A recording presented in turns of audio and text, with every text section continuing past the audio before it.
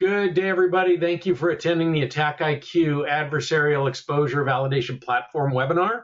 There's going to be some interesting information that we'll be able to provide to you about what Attack IQ is doing in this space and how it plays. And then once I get done going through the absolutely fun slide deck that you will have access to later on, we will have Jose come on and give you a demonstration of what this actually looks like. So I'm going to go ahead and shut my camera off. We're going to jump straight into the slides and take a look at what we are doing in this space for AEV. So I need you guys to kind of think a little bit about the overarching priorities that are going on in the marketplace for the people who are purchasing from you. Organizations do have these three overarching priorities. There may be more, but these are sort of consolidated to take a look at the whole picture. Customers want to manage risk, and it means having an understanding of both the threats they face and the vulnerabilities they have. And we'll talk about this in some detail. We look at cyber risk management. There are things like identifying, assessing, and mitigating cyber threats, managing third parties and supply chains, and emerging technologies. There's also the situation of cyber resilience and being ready for any incident response. And that is a development and testing process to look at the incident and have a response plan in place. Cyber crisis management and business continuity planning are part of this as well, to make sure nothing gets dropped as things do occur. And then making sure that a customer is running tabletop exercises with or without red team assessments, but preferably with, to really get an understanding of where they are within the cybersecurity spectrum of their readiness. And lastly, and this is a big one for you out there trying to sell, is to consider the cybersecurity budget and ROI justification. This is what your customers are going to be looking at, balancing cybersecurity investments against the business need. It also is aligning the security with the overall business objectives. So these are some of those key questions to think about when you're talking to a customer and see where they fall within these three areas. Now, CISOs today are navigating this increasingly complex security landscape. The attack surface is growing. It's driven by cloud adoption, remote work, pretty much everything you've heard, third-party integrations, and expanding IT environments.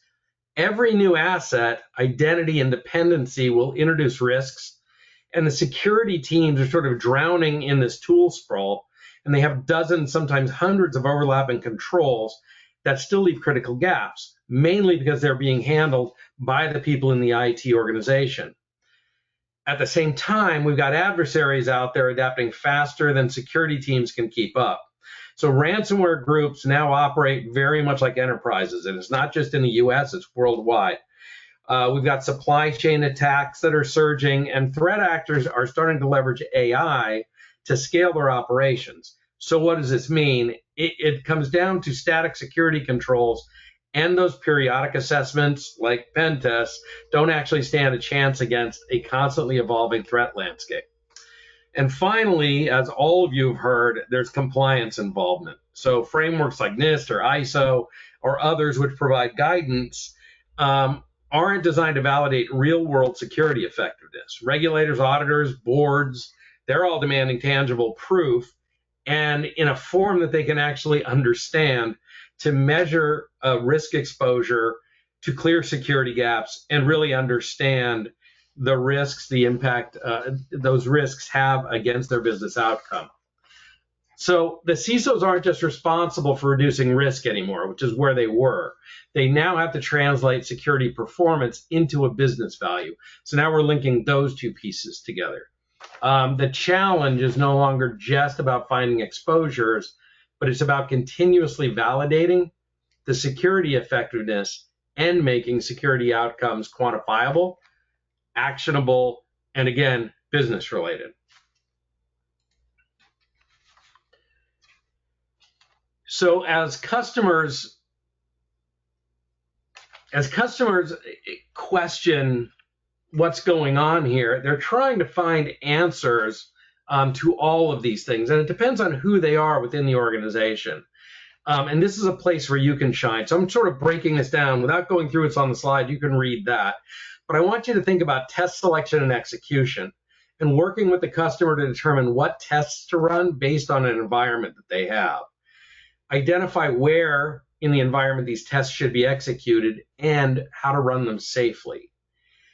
Understanding the threat landscape they're under includes which adversaries are targeting their environment. This is going to be an interesting one for the future to keep in mind. Assessing real-world attack scenarios can validate the effectiveness of those defenses.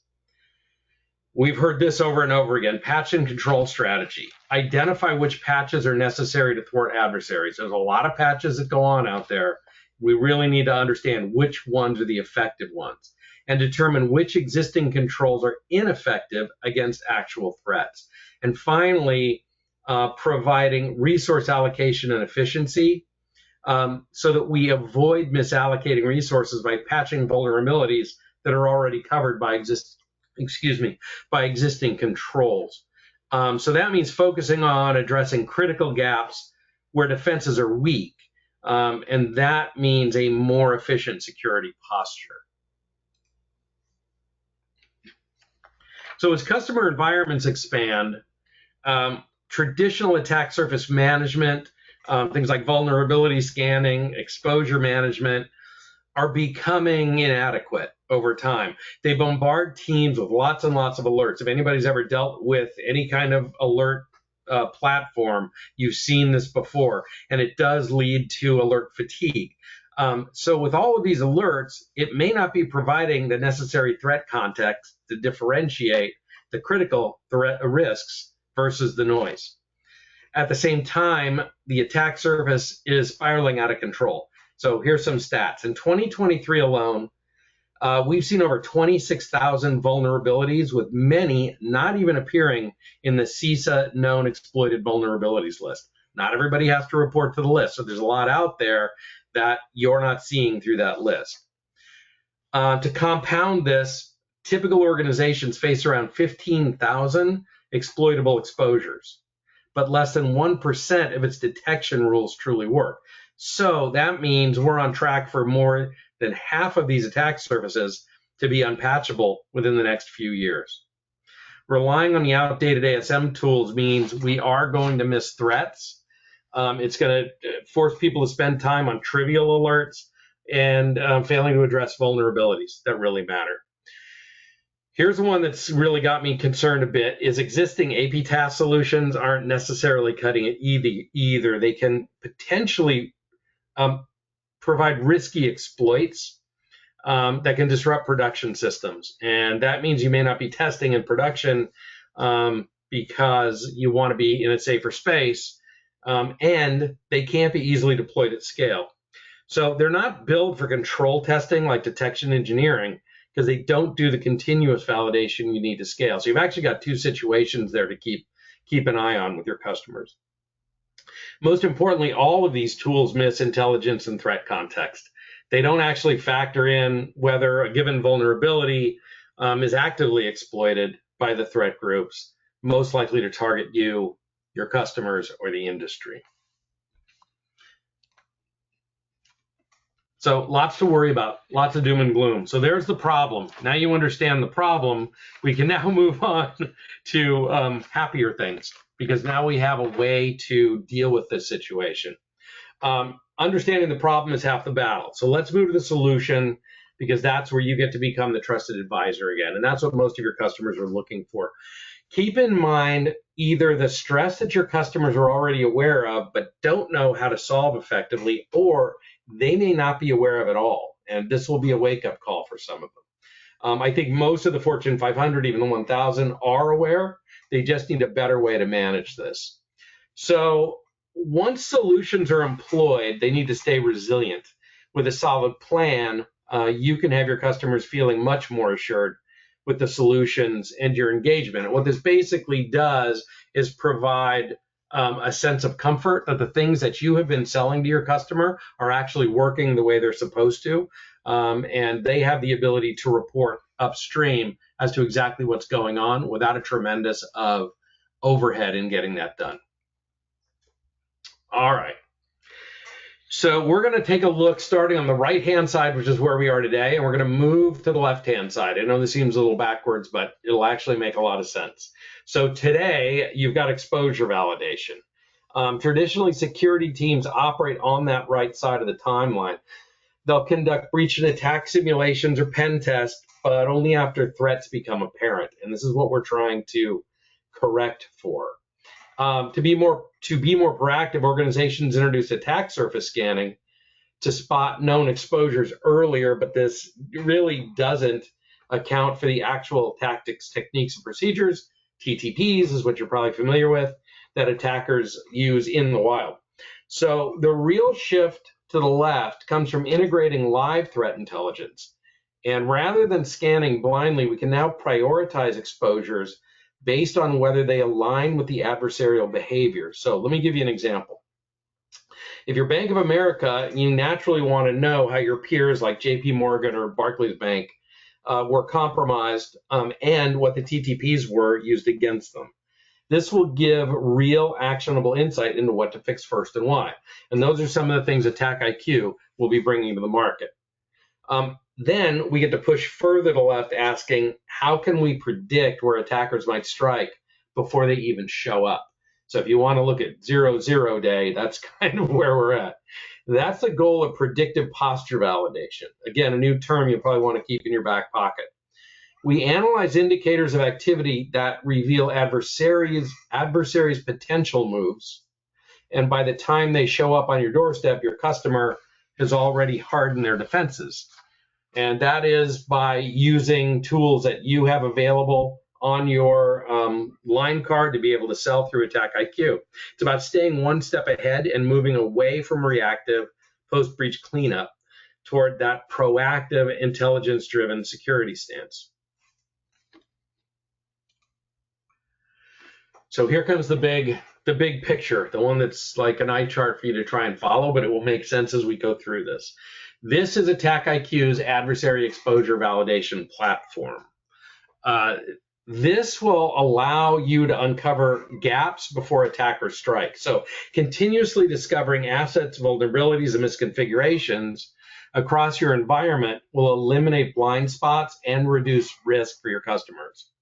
The test controls with real-world scenarios will emulate the latest adversary behaviors to ensure your defenses are prepared for threats that matter most to organizations. And the key here is to get prioritized. With the MITRE ATT&CK recommendations, based on most of the critical exposures, you can spend the time and resources where they have the greatest impact. You can turn the data that comes through this into actionable insights. So we talked about understanding what's going on, but then we need to be able to do something with it. So we want to provide clear step-by-step remediation guidance to shorten resolution times and quickly strengthen the security posture of your customer. That then comes along with tracking the progress and making that easy for CISOs and others to do.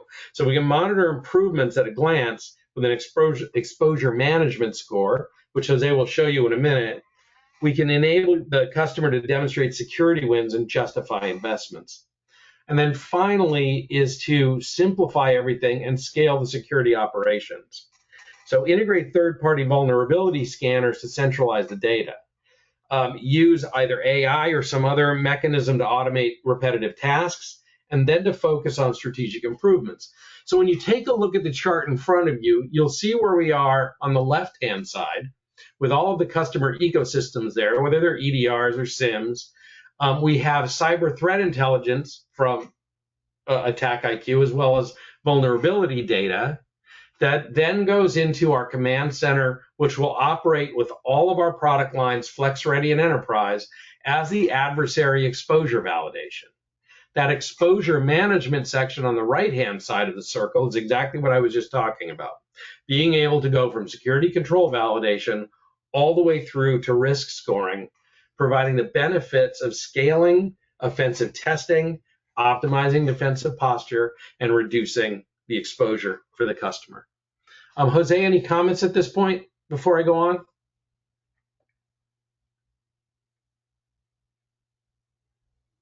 Okay, I'll continue to move forward. All right, so let's talk about CTEM. Most of you have heard about CTEM, which is Continuous Threat Exposure Management. And it's important to recognize this in the conversations with customers, why they're bringing it up and why it's important to you and to the solutions you're providing. So CTEM was coined by Gartner in 2022. This is a structural approach, not a tool set, not a product, but a structural approach for continuously assessing, prioritizing, validate, and remediating exposures in an organization's attack surface. It enables a business to mobilize response to the most critical areas as well. And the framework, as it lays out, helps to make an ever-growing attack surface manageable. So we talked about the growth of attack surface. Now we have Gartner coming on board saying, here is a path for you to be able to manage that. And it is a scoping tool. So I'm going to go through that very quickly. Phase one is right at the top, which is scoping. And in scoping, you want to really look at what systems and assets should be included in the CTEM program. This is prioritizing based on business objectives and threat environment. So this is the assets that pose the greatest risk. And you should be looking at this, you and your customer should be looking at this from a strategic approach. No product actually fits there. This is the hard work that needs to go on at any company to go through that process and really start the CTEM process. The second part is to discover and uncover end-to-end risk. So this identifies vulnerabilities in a designated system and assets. That includes IT, security, and business leaders' risk exposure. So these would be things like unpatched vulnerabilities. And we know lots and lots about patching. We understand that sometimes patches will go out and need to be called back. So something needs to be there to keep an eye on those. Expired certificates happens all the time. People are not keeping an eye on their certificates and they will expire, and those need to be part of this exercise. And as just another example, weak credentials is another issue that we run into all the time. So we want to make sure that this phase combines internal security assessments with an attacker's perspective to inform evidence-based decisions. The next phase, which is phase 3 down on the bottom right, is the prioritization to maximize defense. So rather than addressing every single gap, CTEM tries to prioritize threats based on severity, urgency, and asset value. The real-time prioritization ensures efficient security management as non-patchable attack surfaces are expected to grow over time. That prioritization, as you go through and you take a look at the CTEM documentation, will step a customer through that. So it's helpful for you to understand that as well. Moving over to validation, we use this to strengthen the security posture. And with the priorities established in area 3, companies can validate security by testing controls and response. The continuous assessment with CTEM determines how attackers might exploit identified exposures and the effectiveness of monitoring and securing controls. That is key because you need to have a tool set that will be able to do both and be able to report effectively. Validation in this area looks at ASM and EASM, digital risk protection services, even breach and attack. So all of those now combined will be able to work on that validation section. And as we move to mobilization, which is area 5 on the far left, we're looking at mobilization through cross-functional collaboration. So an effective CTEM requires sustained organization-wide collaboration.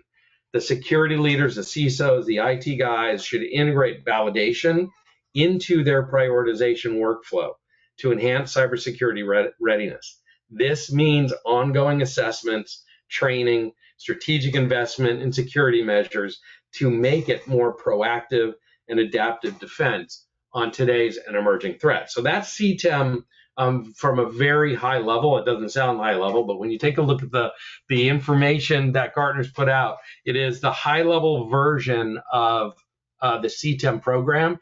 And you can see as you start to incorporate products that you sell, how they would be part of this. So when you hear the term CTEM, don't hesitate, jump right in because you have solutions for your customer base. So now let's talk a little bit about how it actually works. So when we talk about exposure-driven testing, we need to understand what that flow looks like. You guys can take a look at the slide. I'm going to go through some of my notes so you kind of understand the thought process behind this. So we want to have continuous threat exposure management, and that is the access of actionable insights to enhance the CTEM strategy and improve security resilience. We need to take a hard look at attack surface management, which continuously is out there to discover the attack service and to tailor validation tests to the specific customer environment, because each one's a little bit different. So we want to make sure that we're covering that on an ongoing basis. And then having attack path management, which visualizes the exploitable attack paths and addresses the gaps before they can be exploited. And all throughout this, we have active threat monitoring. So we continuously assess the environment for emerging threats that are threatening your customer's cyber environment. CTEM analytics access actionable insights to enhance the CTEM strategy and improve security resilience. And finally, the one that's most important, because this is what funds everything, is the CISO dashboard. And this dashboard allows your customers to provide executives with a score-based view that highlights risks, progress, and improvement areas that they can focus on. So Attack IQ's core strength really lies in the continuous validation and optimizing of your customer's defense posture through adversary campaign emulations. This has been our bread and butter for a very long time. We leverage both automatic tests, focusing on discrete tactics or techniques, and full attack graphs that replicate the realistic multi-stage adversarial behaviors. The threat-informed testing will ensure we're always aligning with the real-world attacker TTPs, making sure your customers' defenses are ready for the threats that actually matter. This is a key one, and at the end of this, I'll probably give you this entire doc set, so you'll be able to combine your thoughts along with the thoughts of Attack IQ to help your customers understand this. You know, purple teaming is key here as well. It's that unifying of red and blue team efforts. We've talked about purple teaming for years because it efforts in a collaborative, iterative process. That steadily refines security controls. It's over and over and over again, just like the testing. The problem with red and blue teaming is very often there are not distinct red and blue teams within a company, and they have to take people off of one thing to do another thing. And what we want to do is combine those into purple teaming to make it easier and to have a tool set do that for the company. All of this is made possible by deep integrations across the environment. So covering email gateways, firewalls, WAFs, EDR, SIMs, etc. By ensuring we plug into every critical layer, we can deliver more targeted and comprehensive validation, helping you quickly uncover and remediate gaps, and ultimately strengthen the overall defense posture of your customers' networks. So with all of that said, we've gone through the problem. We've now shown you what Attack IQ AEV platform generally looks like. And with the focus on adversarial exposure validation, you can see that your customers under these latest conditions will always be ready, always assured, and can always be resilient with the engagement of Attack IQ's latest solutions and enhancements. So with that being said, I want to hand this over to Jose so he can actually show you what that might look like. Jose? Awesome. Let me go ahead and share my screen, team, and we can get started.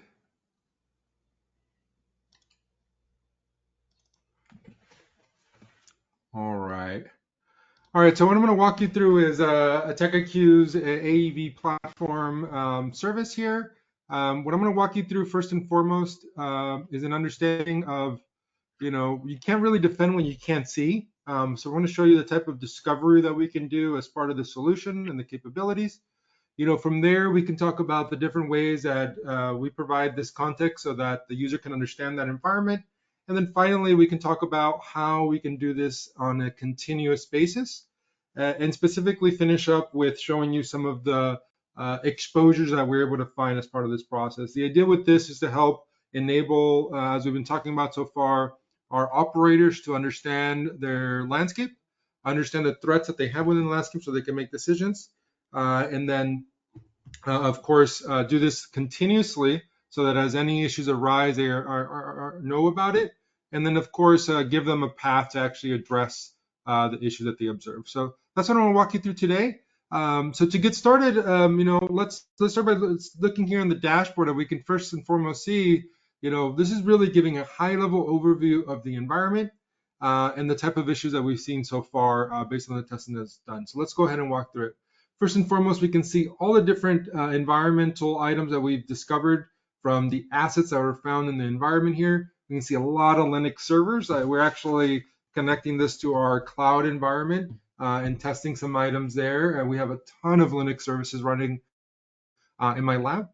The next thing that you see here is we've actually been able to pull in vulnerability data and provide a variety of different contexts within the vulnerability data, specifically not just pulling the vulnerabilities, but calling out the known exposures. This is actually a project we just completed with MITRE. It's called the MITRE KVEs, essentially known vulnerabilities and exposures. We're specifically going to extract those from the vulnerability data so that we can recommend the appropriate testing. And then the last two things, we see a lot of this, across testing, across red teaming, but the user's identity is super important, and frankly, the primary way that attackers are getting information today. So we're definitely collecting the user information along with information about your network.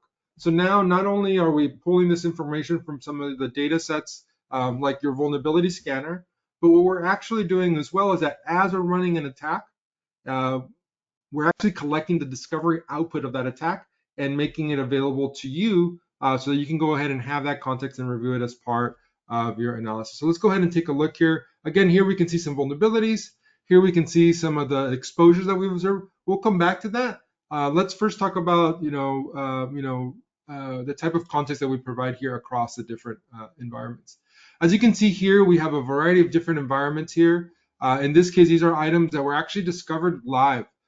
In this case, we can see here in this host, this was actually discovered because we did a scan of the environment. Just like an attacker would do a scan of the environment, and we do that to ensure that your items are being prevented or detected. In this case, we're able to discover a variety of different assets in this environment, regardless of them being tied into, say, your vulnerability scanner or any other technologies. So this is a good way to also measure what is my vulnerability scanner seeing, and how does that compare with the reality of what an attacker would see here. So that's the first piece. Second piece is going to be the vulnerabilities here. A bunch of the vulnerabilities that we've been able to pull from the vulnerability scanners, along with some of the known vulnerabilities and exposures. And then finally, some recommendations here. For as we observed a variety of different items in this case, we notice a ton of different Linux, well, this happens to be Windows, but we happen to run a bunch of different environments. In this case, happens to be Windows. We're recommending that we do some endpoint testing on some of these machines that have just never been baseline before in this example.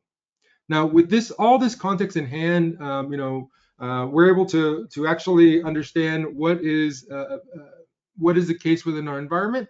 Now, in terms of discovery, how did we actually arrive at this information?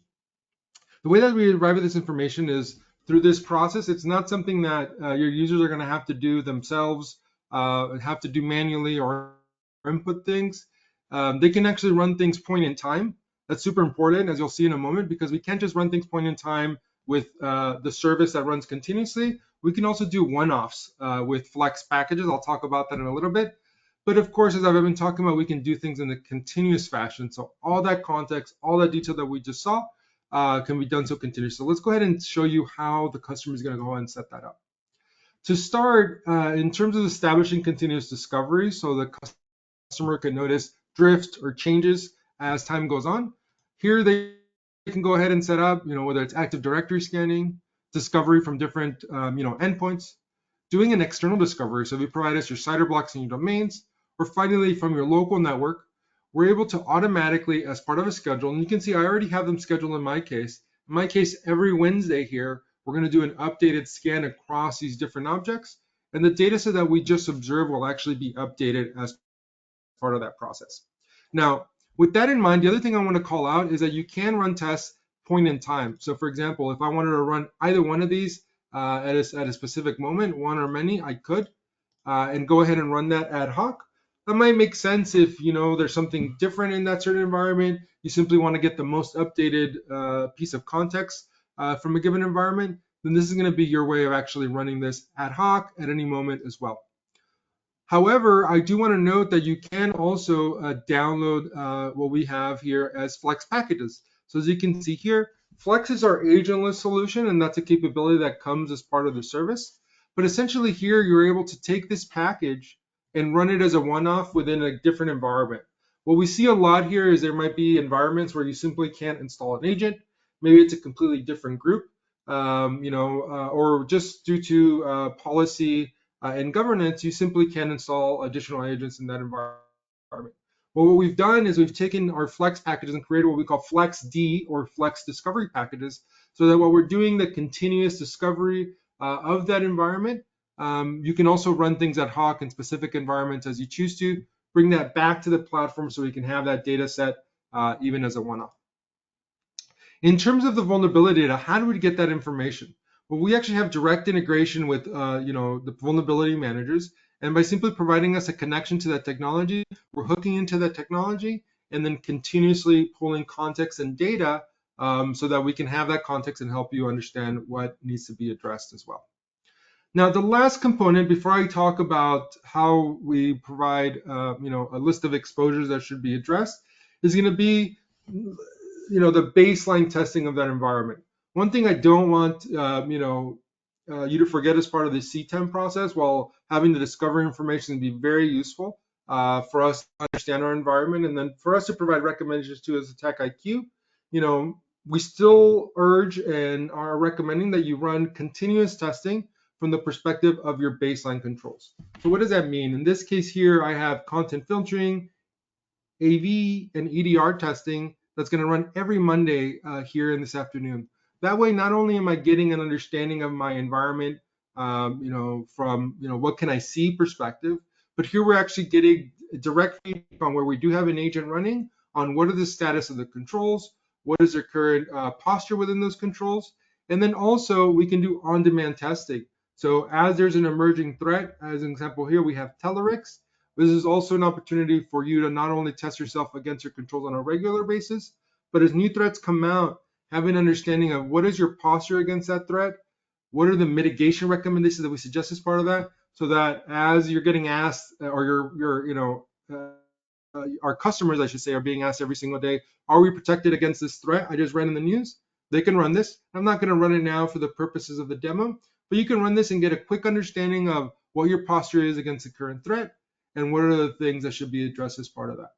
Now, the way that we can help provide some of this, recommendations is we do this through this concept of exposures.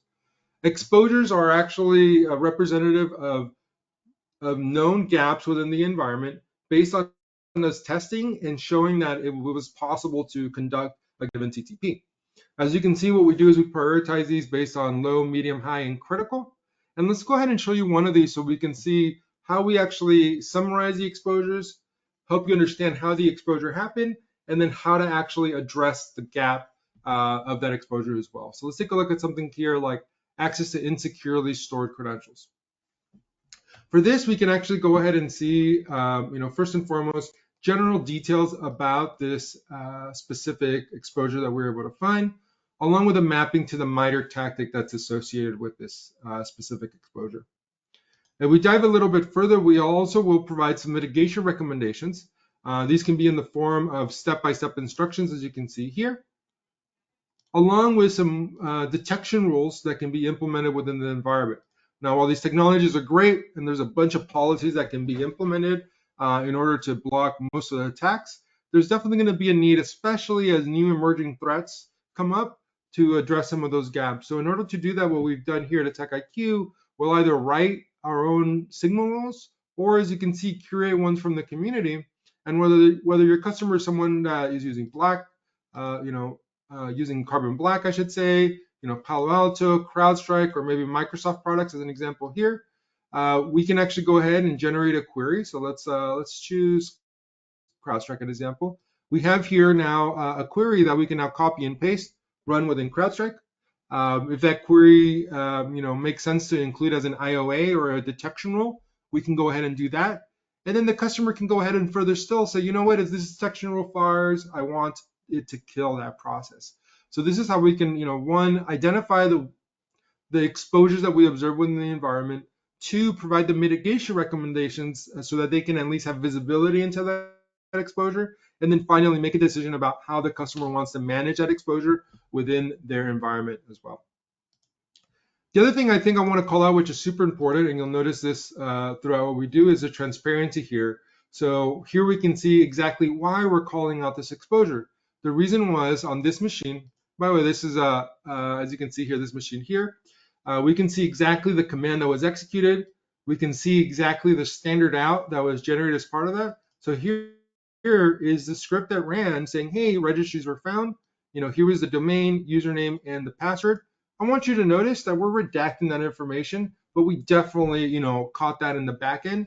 But the idea with this is here's all the context that you need to find this. We can see the exact time of execution, again, the exact script that was executed as part of that.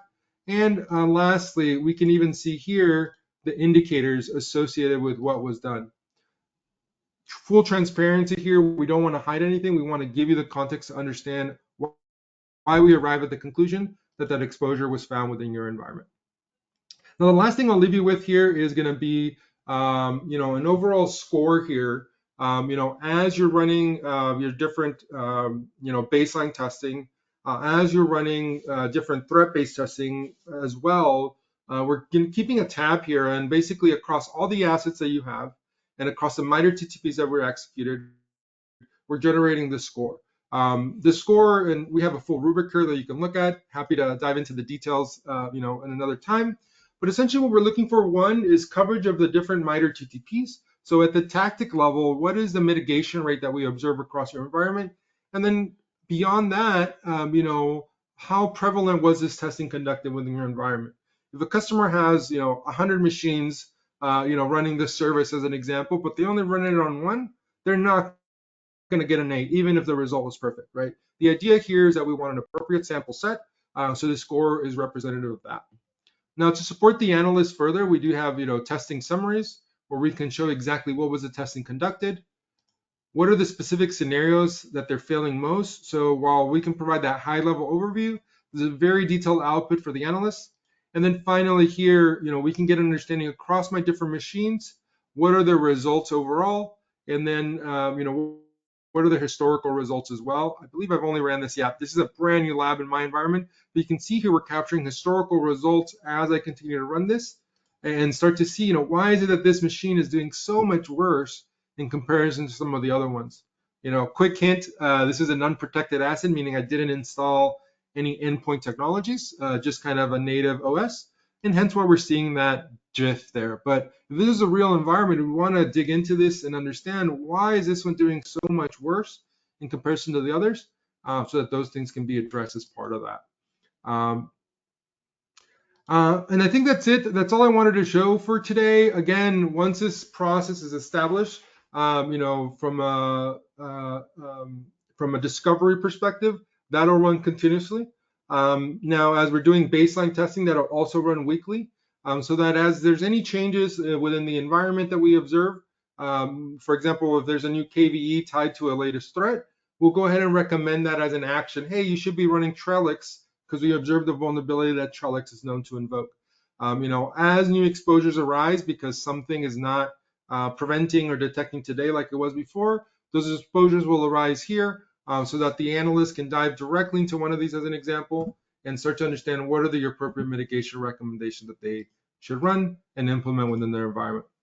So that's all I have for today, team. I think we're going to have some follow-up context that we'll send you as part of this process, but please feel free to reach out to myself or Mark or anyone at the TechIQ team if you have any questions, and we look forward to working with you.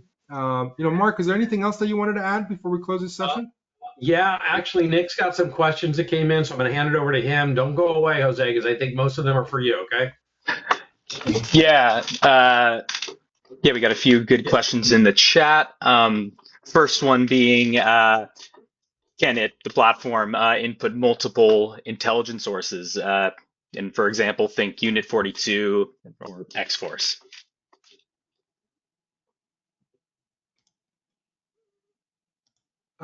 Yeah, yeah, in terms of the threat intel sources, we can absolutely ingest those. If they're sticks or OpenIOC formatted, for example, we can absolutely support those inputs. Great. And then what is the format of the data of the discovery and how is it presented to the user?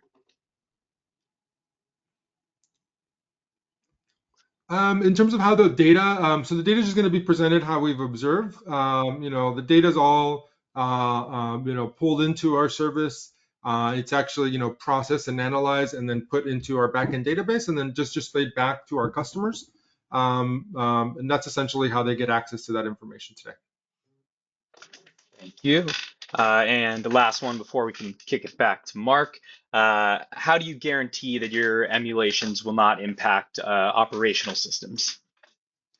Yeah, so at TechIQ, we have a philosophy here of do no harm. So what we do is we simply don't run threats that are too aggressive to run in production environments. We have hundreds of customers globally across all the major sectors in industry, running this in production today. What we found is this dramatic difference in terms of posture, in terms of the exposures that are found when we run things in production in comparison to just a staging environment.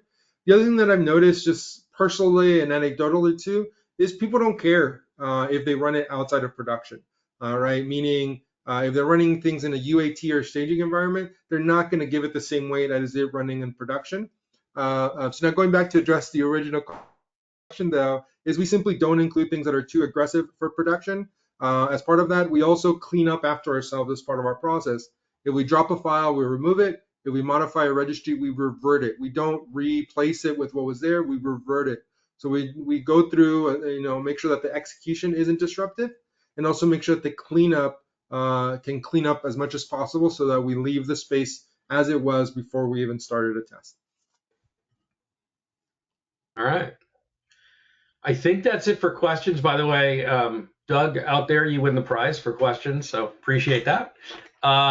As you can see, the slide I have up right now, if there are additional questions that you need answers to, there's two ways to do that. One, you can send a note to partners@attackiq.com, or you can send it directly to me. You can see my email address there as well, and we'll get back to you usually within a day. I want to thank everybody for being on the webinar today. We look forward to having you on future webinars. And again, any questions, do not hesitate to reach out. We're more than happy to help. Thank you very much.